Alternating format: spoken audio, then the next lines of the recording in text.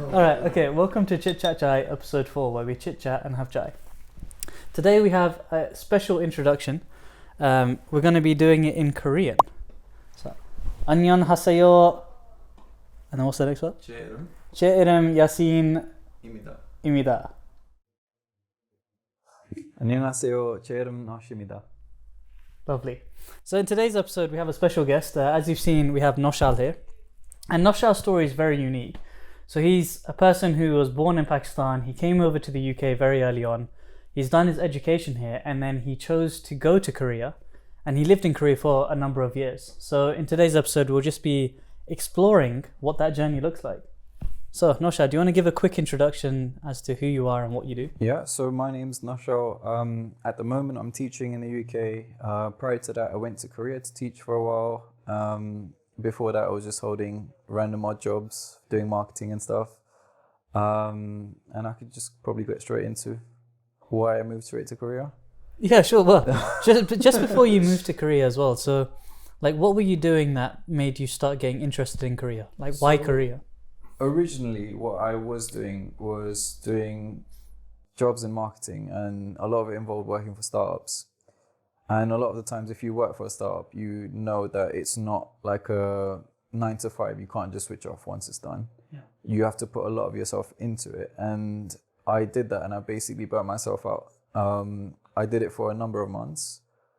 Following that, I went on as a marketing consultant for another company, which again, I burnt myself out.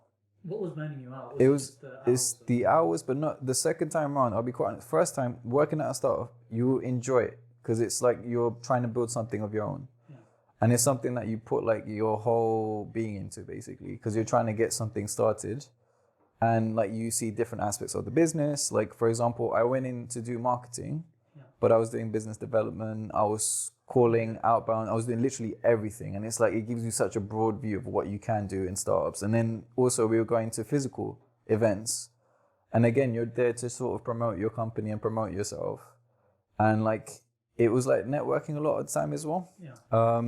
But while I was doing all of that, the first company was amazing. It just didn't take off basically. And the company that I went to consult for, that was a bit more of me giving them suggestion and ideas. Yeah. But I was being micromanaged a lot of the time. That's horrible. And it's very much like they were trying to get my opinions to only then and go the other way basically. So that was really frustrating. So after like doing that for like 3 months, I kind of had a chat with them and was like, look, I can't do this any longer. Yeah. Like this is getting a bit too much for me. That's when I was looking into going abroad. And originally I was going to go to Japan with a friend of mine. Yeah. We had like this whole trip planned out and in our heads and whatnot. I saved up for my end of it, but my friend flaked on me. Was it a money thing? They hadn't saved enough? Yeah. Basically they were like, yeah, but we're only talking about it. And I was like, come on, man. Like when I say something, I'm going to do it. You know what I mean? Like, so I felt really frustrated at that point. And I was like, you know what? Instead of just doing a trip to Japan, I kind of want to experience a little bit more than that. Yeah.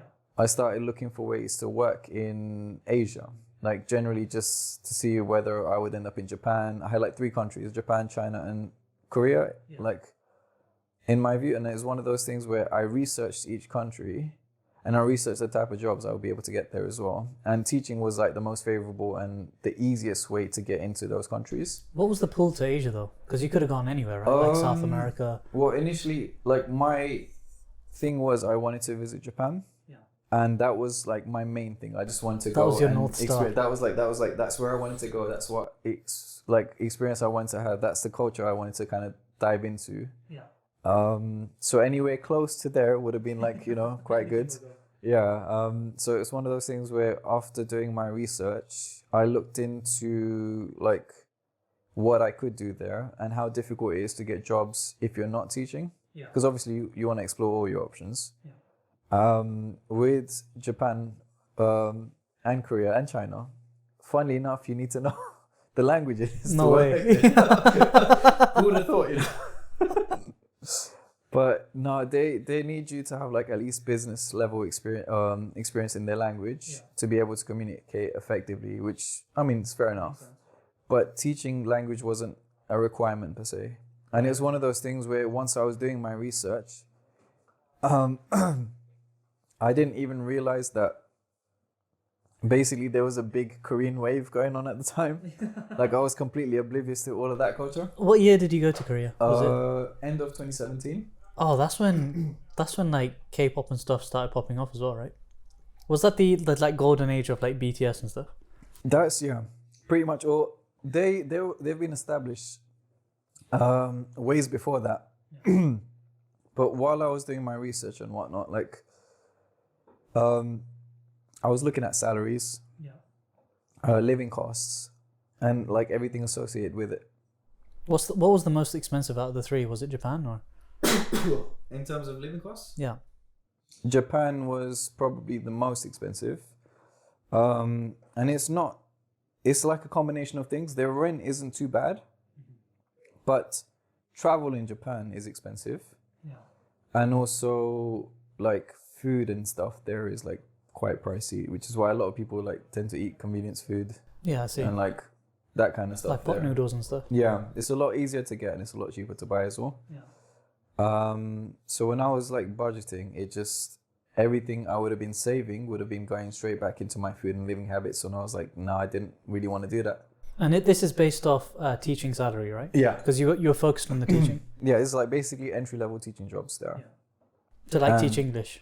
Yeah. English is the main thing. English is the main language. When I looked into Korea, a lot of people were saying it's easy to go there, live off the salary and also save at the same time. Yeah. China was like China was very weird in the sense that their salaries were either really high or very low. Like there was no in between. There was like, for example, if you Google up on Korea or Japan and see what the going rate is, they will give you a set rate of how much you're expected to earn, how much you're expected to get. But if you go to if you try to find out information about China, you can get people that earn like, let's say $4,000 a month versus $1,000 a month. Yeah. Like it's just too unreliable. Did that depend on like the district you were in as well? No, because that's literally in the same cities. In the same city. You'd be getting different okay, nice one. You'd be getting different valuation basically. And that was one thing that kind of put me off.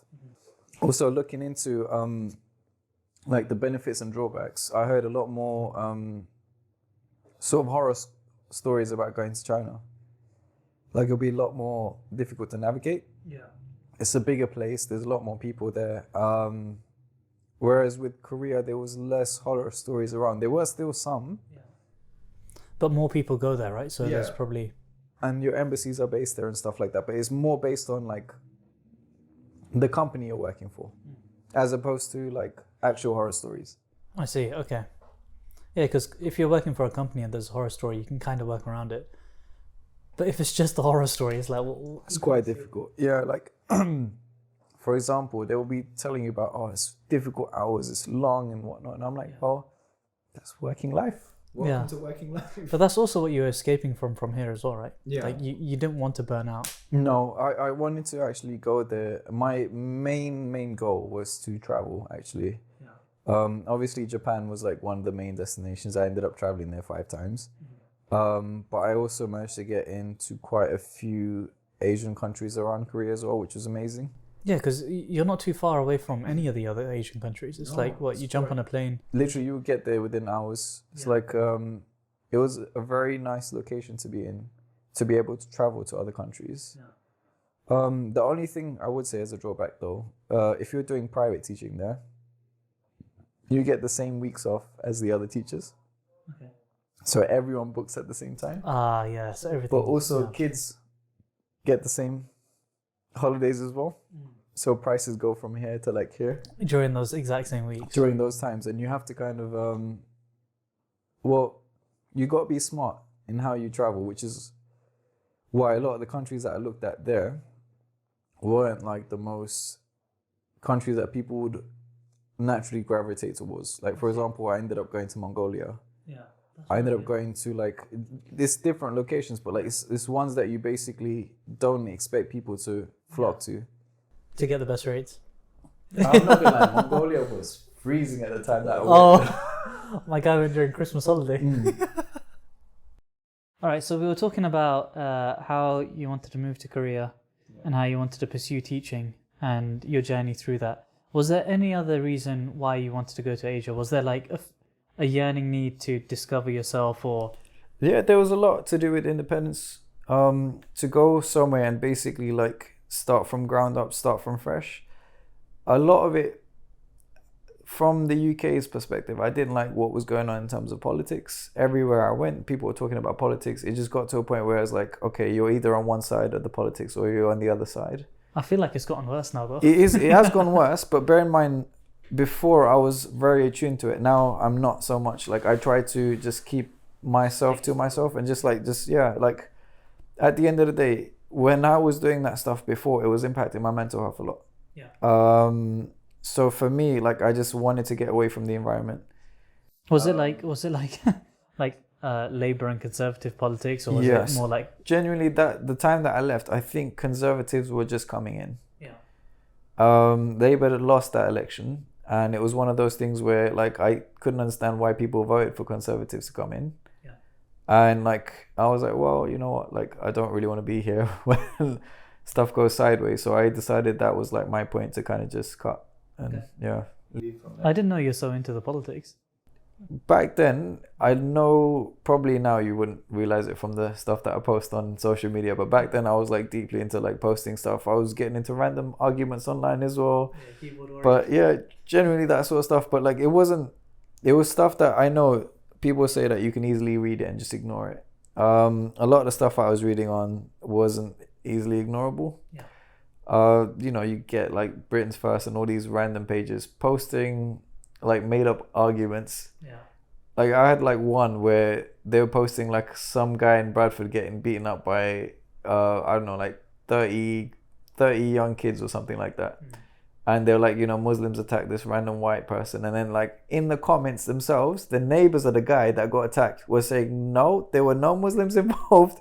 These were all white kids because it's a majority white area. I don't understand where you got Muslims from. And don't get me wrong, I'm not saying that Muslims can't be white or whatever the case is, but they were specifically targeting Southeast Asian Muslims and saying that this was the case of them attacking this random man. Because the footage that they showed was like black and white.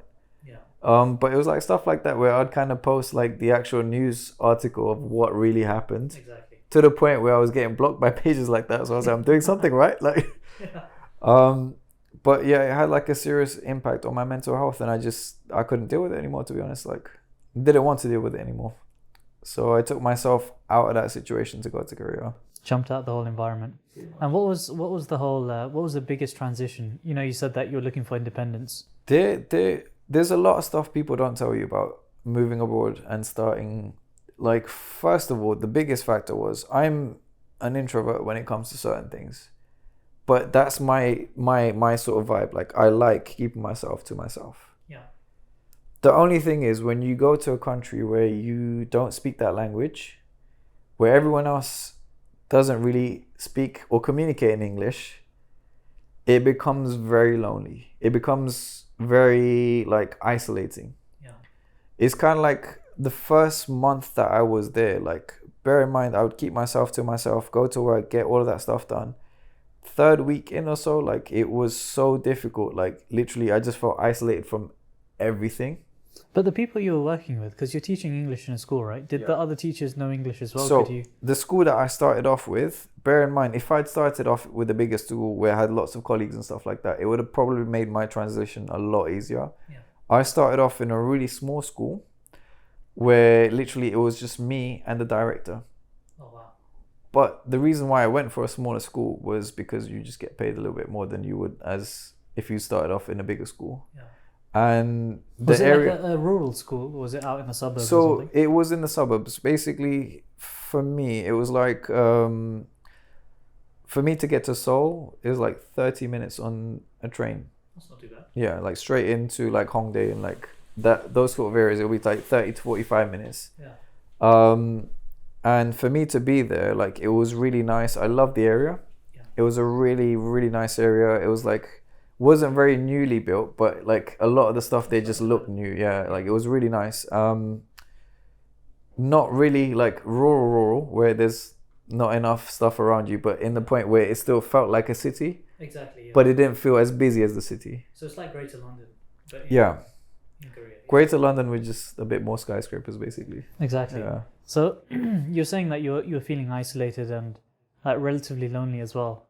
So was there like a community there of expats or people that have come from other So just countries? a few sort of, bear in mind, obviously, if you don't know, you don't know. Like, it's like 5 minutes from where I was living, there was like a whole area where the expats from Korea would go to and sort of mingle and like talk to each other and stuff like that. But if you've not been there long enough, you don't know. And like for me, like I didn't really know people that well. Like I would see, like sometimes I would see people that I'm like, okay, you're not Korean, and I'll try to talk to them. But bear in mind, they might not always speak English as well. I didn't take that into consideration. I had like, probably in my area, lots of people that were from Russia. From Russia? Yeah, Okay. so for me, I was just kind of like, I'm trying to communicate, and it's like, they're just looking at me like, and then they'll communicate back to me in Korean. Oh, right. To try and sort of establish some sort of like a common ground. So how much Korean did you know when you moved? Zilch. So you're... So basically, I went in there. I did like a few language exchange things in London before I went there. But I basically went in there not knowing Korean at all. I would know like how to say hello, which is obviously 안녕하세요. How to say thank you, which is 감사합니다, and that was like basically it. That was it, and that was like basically. So you went to Korea knowing 2 words. Yeah.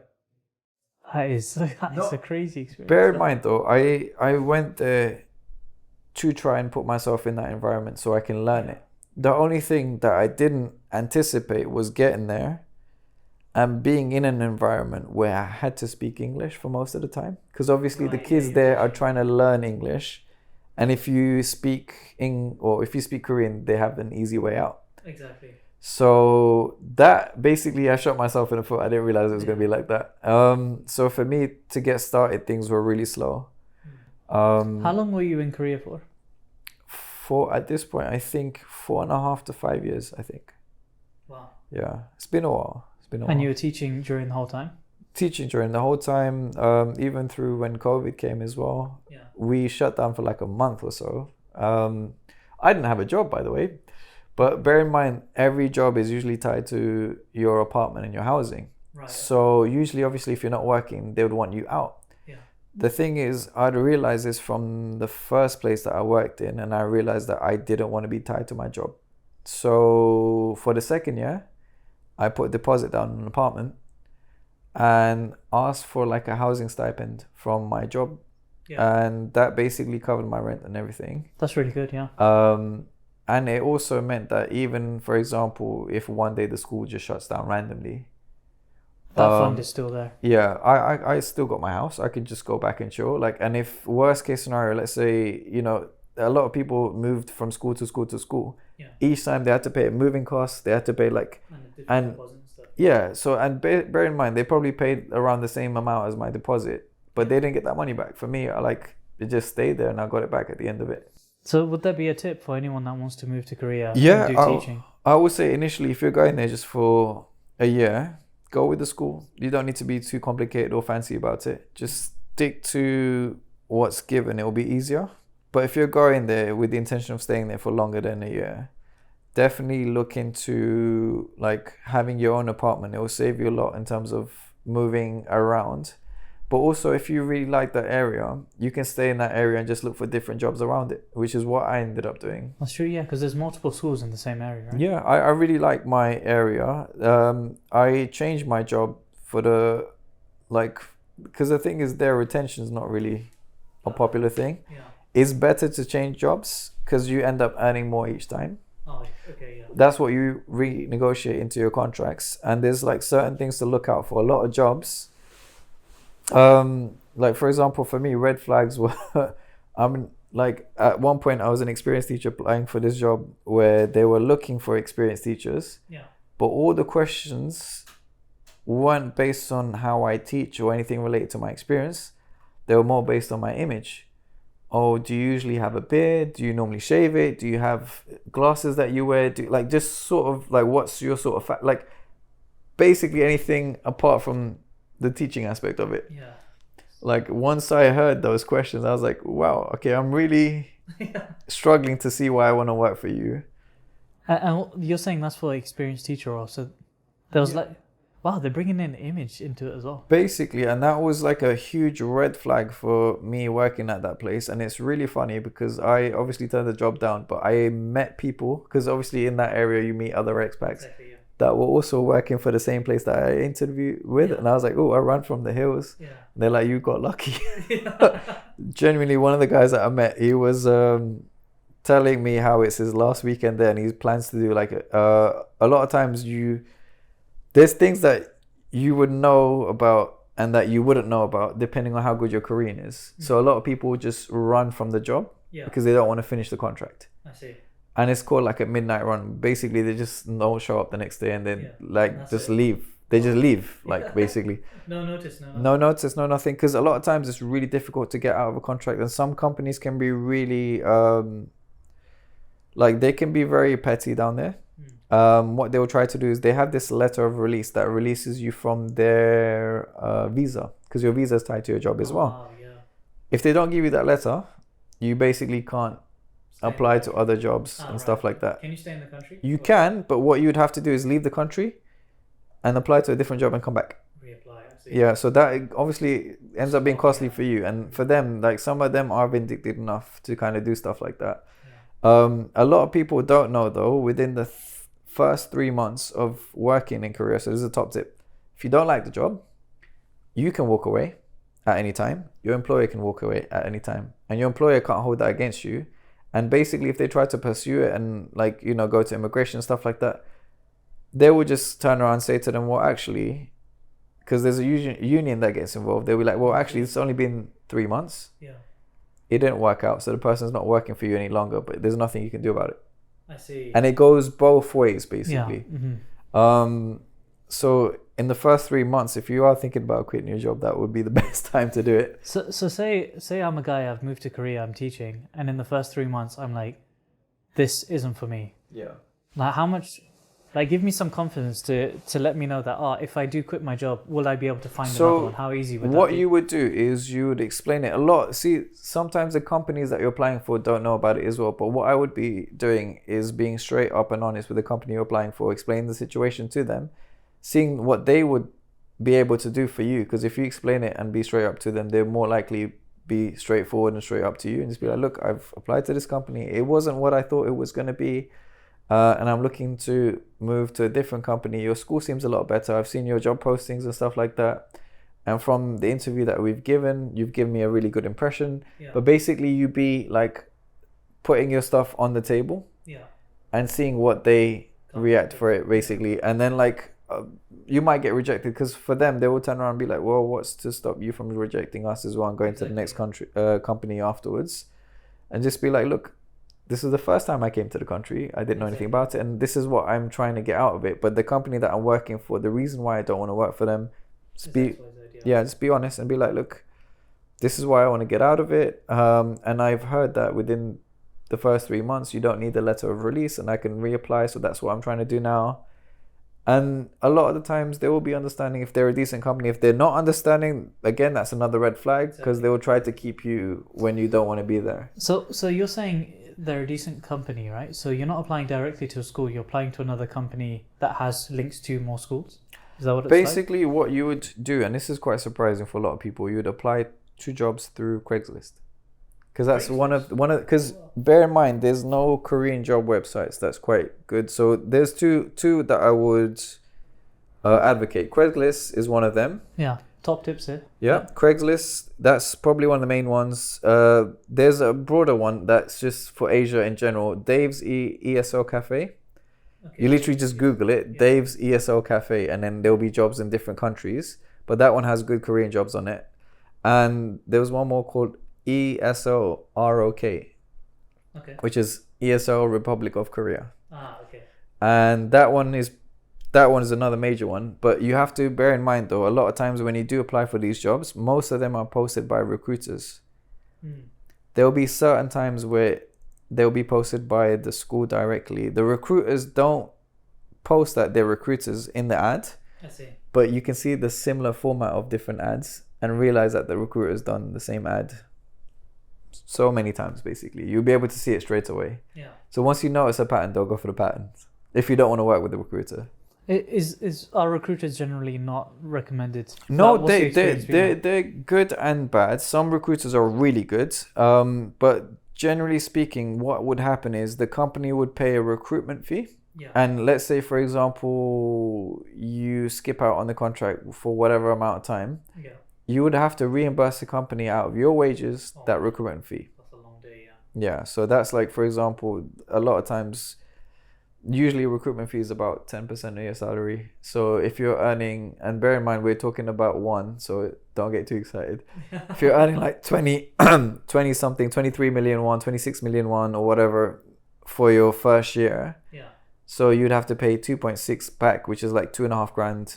Yeah. In dollars. If you're doing it in pounds, it's probably like 2 grand or something like that. Exactly. Back to the company so they can pay the recruiter, which obviously is pricey if you're not within the first few months. And what does money look like for a teacher over there as well, in So, relation to like the rent and the genuinely, expenses?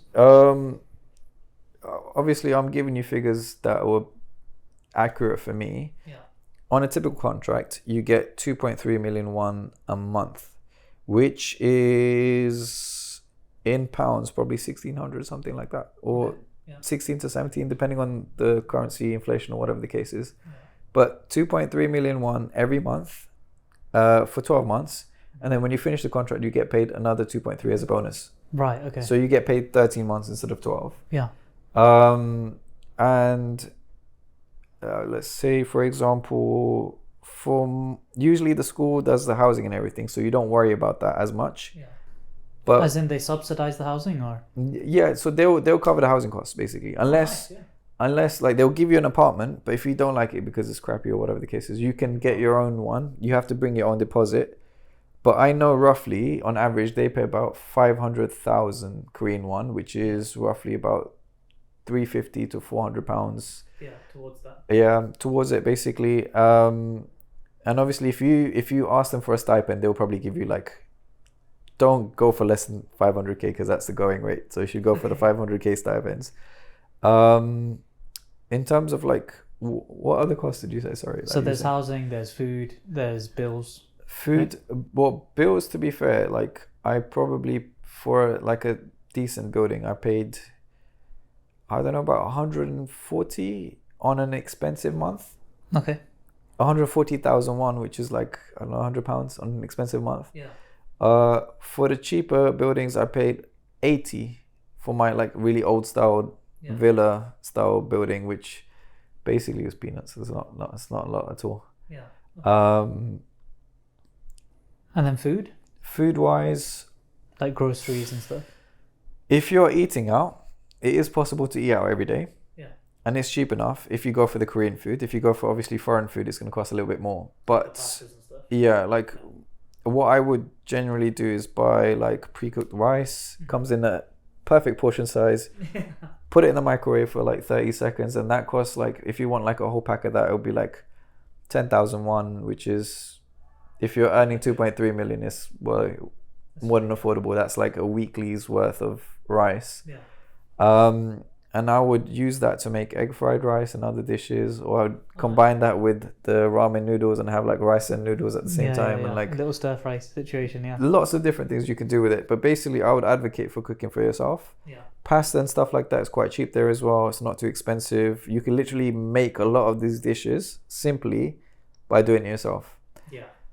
Bear in mind though, there's one brand of Korean sauce that's got sugar in it, and it tastes weird because it will put you off. Yeah. I don't know what one it is exactly, but people make that mistake, and I've made that mistake twice. Where I bought the brand because I thought it was cheap, and then you tried it. and I literally I called my mom and I was like, look, I bought this pasta sauce and it's got like sugar in it and it tastes a bit sweet. What am I supposed to do? And she's like, just put chili powder in it to even it out. Like I bought like a little thing of chili powder and I literally had half of it by the end of the time.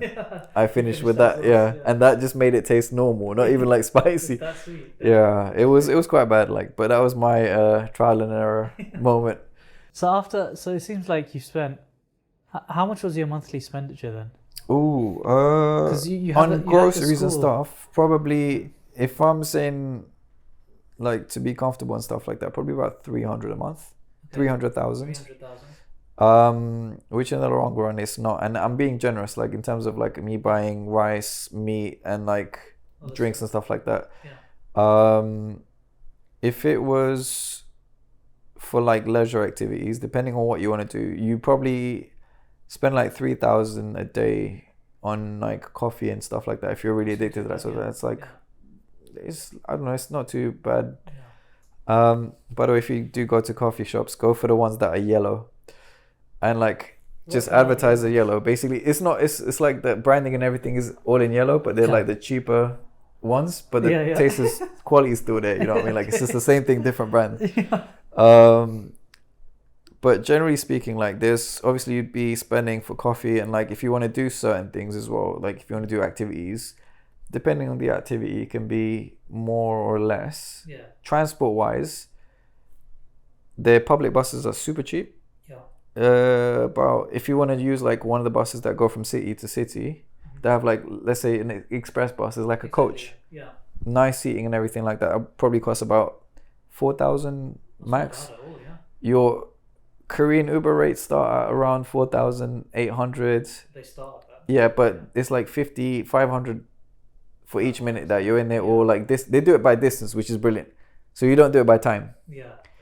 Or they kind of mix it up basically, mostly by distance, but time is like it's less, like it usually goes slowly, but if your driver gets you to a place quicker, then does by distance. So like it kind of works out basically. The way they do it is nice.